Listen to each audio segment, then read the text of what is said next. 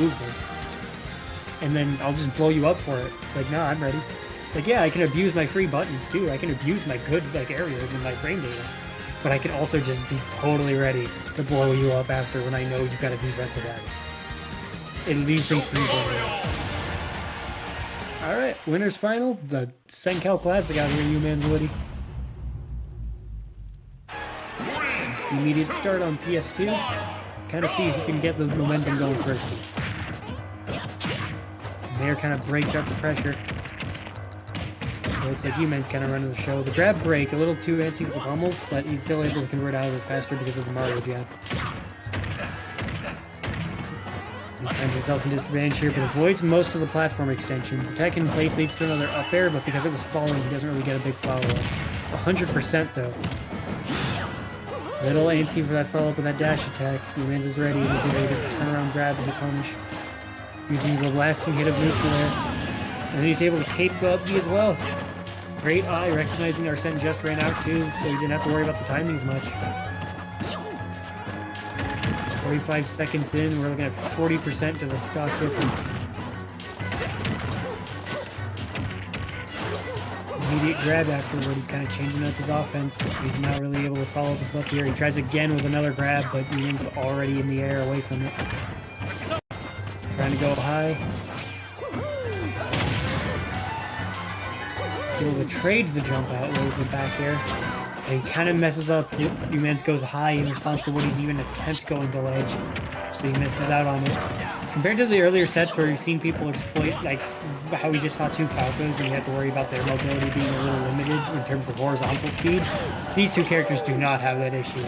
So both these guys, if they get their edge guards, it's going to be almost entirely more read-based than it will be reaction-based.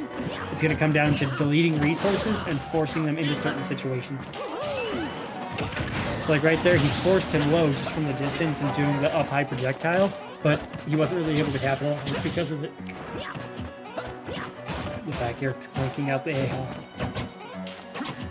Forward air on the projectile here too, both of them kind of swinging. Woody wants to hold the center stage for that handsy dash attack. We're seeing a lot of these here where Woody gets like some sort of like idea of like aggression where he's like, alright, time to go in with these dash attacks.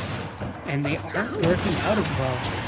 We're getting a lot of them shielded. He's not, I don't know if he's either mistiming them thinking he might catch a landing, or he's assuming that the opponent's going to press a button and he just wants to beat it out with a big active hitbox. Shield's looking really low. The A-Don's able to kind of give Woody some leeway there from the ledge trap. But our Sen's gone and you're at 170. Most anything will kill, including that up air. He misfaces the back air, so you can kind of shrug a little bit the player can.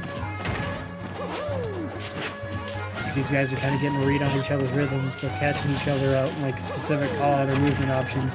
But umanz is a little more consistently getting whatever follow-up he needs that matters more. Like, we're getting a lot of trades, or umanz is winning a lot of these interactions because of it. Like right there, Woody was kind of going in for a landing back air, but umanz already preemptively calling it out with the up air. We're on his ledge. Big call up there with the forward air, but Woody's ready for it. Ooh, but missing the punish on the get-up attack. Get-up attacks are pretty universally unsafe, but they do vary by character, especially in terms of positioning. So while drop shield down smash was the safe idea, in the sense of like, oh, it'll cover every direction, Joker down smash is like, what, like frame like in the teens, right? Yeah, frame 12 and 16. So you add in the 11 frame shield drop, frame 25? It's a little slow. I don't know if he just didn't have faith in like the up smash to scoop from that position. Kind of the tricky thing about those kind of characters that play like disjoints and weapons is they do have like weird dead spots with some hitboxes. You don't have the Mario up smash where it's pretty big and covers all around him. So that was a really costly decision. Running it right back. Not seeing too similar of a start here until about now. umanz is kind of keeping his advantage going, but it's not as explosive in the damage. That said, Woody trapped at the ledge here, and he's still at a low enough percent where he is at risk until some forward air confirms. And he kind of knows it, so he's not being aggressive and pushing his way out of the corner. He kind of held his ground, opted to use guns, waited for umanz to commit to a movement option. Joker has the mobility to where, oh, if umanz commits to hops, I can probably run underneath him. He's able to retake center stage. With him out with all his gunfire, it's doing really big damage too. umanz is getting hit by a lot of it. This kind of campier play is paying off. It kind of also puts him in that weird place where we finally see one of those dash attacks land because of it. Where he spends all his time kind of playing this mid-range a little more patient. So then when he goes for the call out, it works out. We're gonna have to watch like certain conditioning options here. Like a big part of the set is gonna be like when to pull the trigger for each of them. Because umanz, the immediate up smash there was a great idea because both these guys have kind of been like delaying their options. Like right there, right as we just saw, he tried to jump, catching the jump out of shield. So you're gonna see a lot of like, okay, I don't think I can punish this, but I can try to punish what they do after. Weird SD from umanz kind of evens out these stocks, but ultimately, like, it could still kind of go either way. Both of them are getting a read on each other. It's going to come down to seeing, like, who can be a little more consistent. And umanz is, again, kind of similar to Game 1, proving that he's that right now. He's winning more of these interactions, more of these trades, or more of these hits are just clean beating. But he's kind of, like, waiting to force an option, see what mobility he goes for, but now umanz is the one being patient. And Woody's callouts are being met by bigger callouts. A little too far out, the grapple doesn't make it when he's shaking his head. Doesn't quite have the beat on umanz that umanz has on him. That's not looking too good for him. This time's the grab. Can he get something off of his ledge? Not quite. Instead, umanz starts converting it to damage. Hope he's not going to kill. He wasn't high enough to really get a big angle for it, but so much damage. 84% now.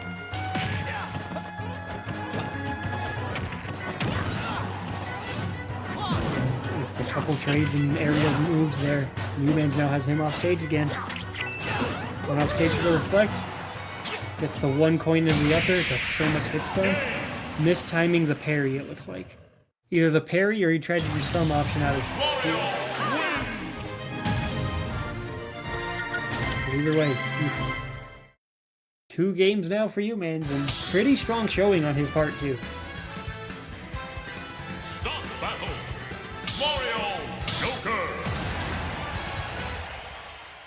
I'll have to see how Woody can adapt to this. Gonna see if he can get a better read on some of umanz's decisions, or try to maybe make slight adjustments to his positioning or timing so he doesn't lose so many of these trades. And this time's parry is not looking too good to start. I don't know if it's going to come down to the minor input like changes there, or whether it will come down to like the slight spacing or timings, or if Woody's going to try to go for a different game plan. The little more patient mid-range campier game plan was working for a time, but against a player with as good of an advantage state as umanz, you risk like, do I want to play the campy game against someone who can kill me when they get their one opening? And that's a big commitment. Able to kind of call up the gun, the dash attack. Gets a cape, and he gets a second cape to follow it up. These capes have been on point. I've seen umanz get these edge guards before with like back airs and nairs, but he's really optimized his cape usage for this set.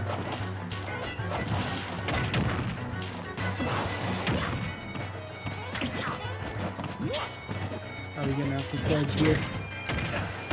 But he kind of like, again, not having the right bead.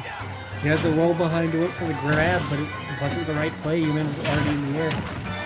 And umanz is getting the immediate run-up grab. Like, we're just seeing way more consistent, like, understanding of the opponent's choices here. And in this matchup, that's just a rough sign for Woody. He has to make a big comeback now. Fades a little bit back out of the shield pressure, but a little too antsy on his jump in. Now umanz begins the pressure again. Grab.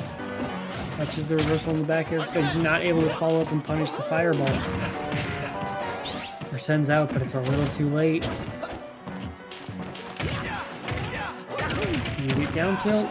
Down air, even with the DI mix-up, not going to kill. Woody's DI was pretty solid in response to it. So much percent is tacked on, his advantage state has not stopped. Game He's way too far out, and even with those fireballs, that is a 3 stock for Game 3. Umanz clocking in a very convincing ticket to Grand Finals winner side. Good lord, I'll never get over his advantage state, man. Like, this guy just converts everything into stocks or keeps you on the back foot forever. His resets are on point, his like stock confirms are on point. This guy's crazy.